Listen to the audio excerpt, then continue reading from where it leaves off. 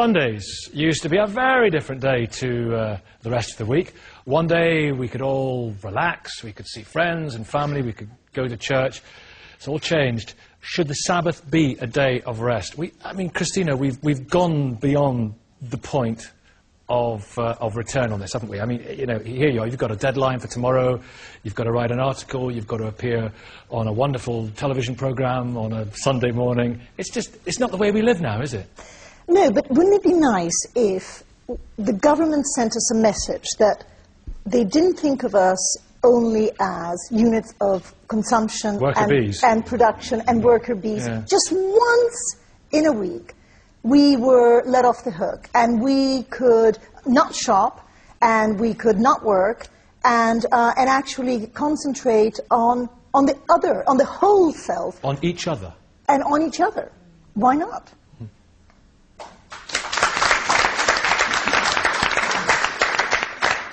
Is that consensus? We shall find out. We shall find.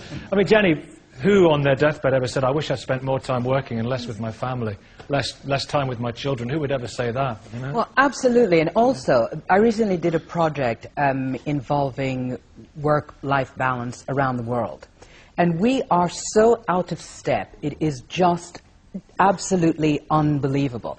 And we have this concept here that, you know, you need to go to work and you work long hours and you work every day and you're stressed out and that means you've made it. And that, of course, is nonsense. It's about working efficiently in less period of time. So that's one issue.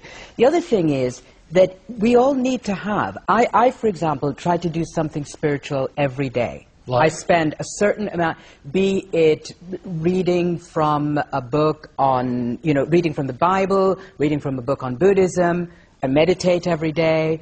It's something that slows me down. And I think that we all need to bring back, and I also pray every day.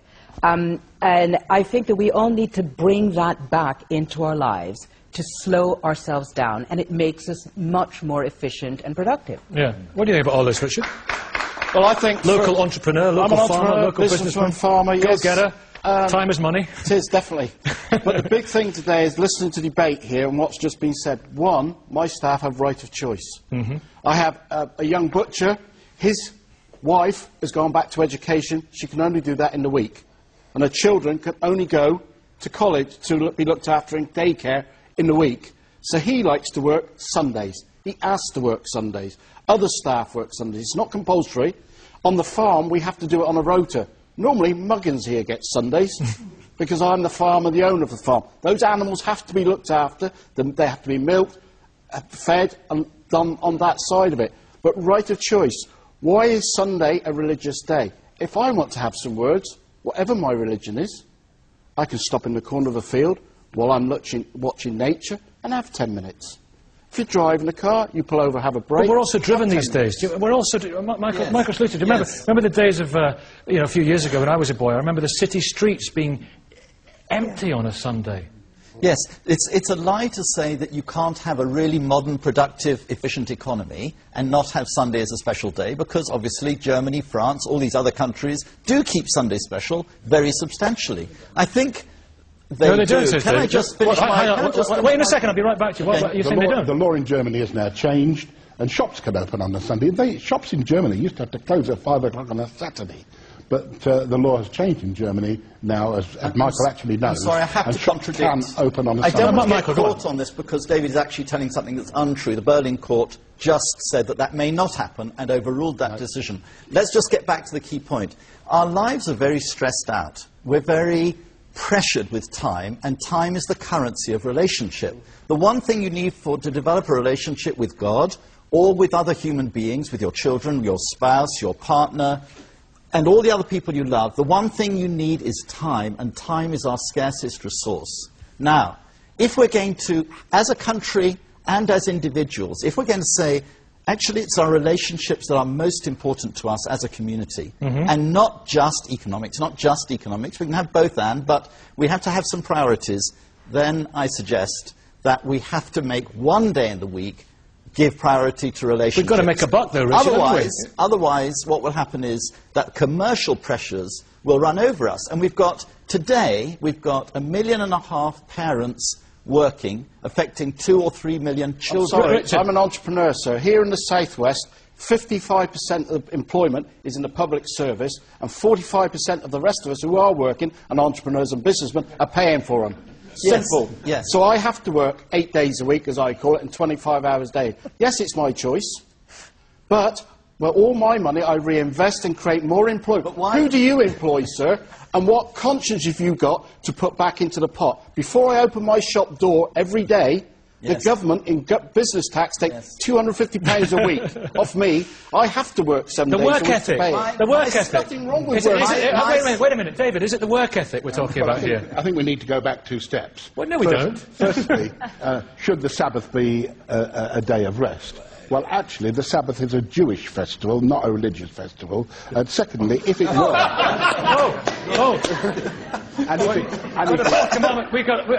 it were... We had a cacophony of disagreement over here from our friends in the dog collars. If we are Christian, the Christian church has adopted Sunday as their Sabbath, but it's actually a Jewish festival. But it's good to relax. It's good to set a day aside in our 24/7 society. We're all going crazy. Matt, if the Sabbath was a day of rest, we wouldn't be here. Matt, setting aside a day that's a good point. In which to take rest or be spiritual is like a sticking plaster anyway. It's the manner in which we live our lives. We're not spiritual on Sundays. We carry with us a way of being, a reverence for life, and a relating to life in that way that we sweep through all of the week. So when Kahil Gibran said work... The prophet? Yes. Well, one of them, yeah. Work is love made visible. Yes. Seems to me something where the whole week is informed in that way, and not something where then on Sunday, and in terms of rest, we take our rest when we need it.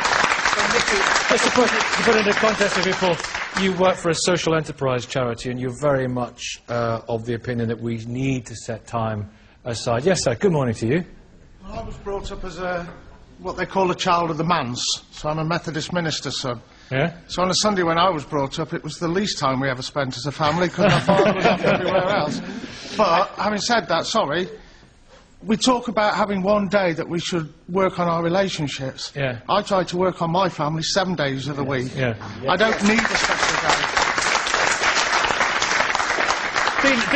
Dean of Exeter. I do think that rest in this is absolutely critical, and that's where the Sabbath began. It began as a celebration of the fact that slavery was finished, and that could be rejoiced in by setting aside a day that was free from work. And that's the critical thing.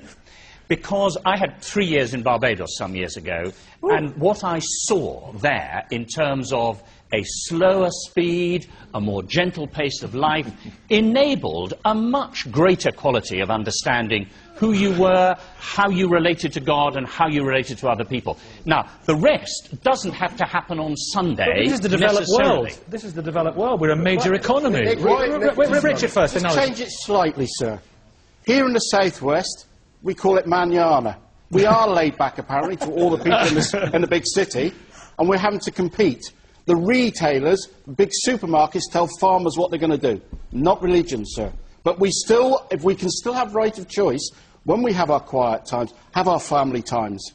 I have a lot of spare time that I try and make for people around me and staff I employ. But I work with my staff, sir. No, that's the truth. I work and employ people. UNICEF tells us that Britain has the lowest rating of 19 industrial countries in the welfare of their children.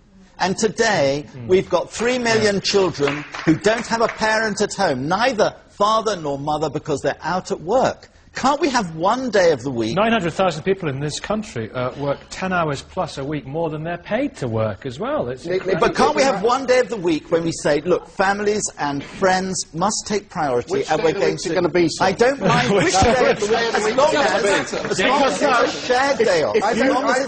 Let me just one thing, Julia, go on. Let's have freedom of choice here, because the main problem in our society at the moment is that we're all having to work far too hard. Agreed. That's agreed. Yeah. But I don't want somebody telling me I've got to take Sunday as a day of rest. You haven't heard the same. Have you got children? Have you got children? Just a minute, I'll answer that one. You'll answer that one. Have you got children? No, I haven't, but the busiest day in my shop for families